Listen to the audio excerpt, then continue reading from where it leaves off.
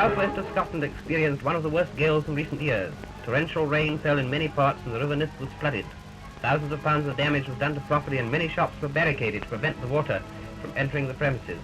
The natives of Dumfries were highly inconvenienced in their shopping activities, and housewives had to be carried from shop to shop to make their purchases. Strangely enough, 9 licensed premises were among the properties affected, which suggests that the soaking people received could only have been external.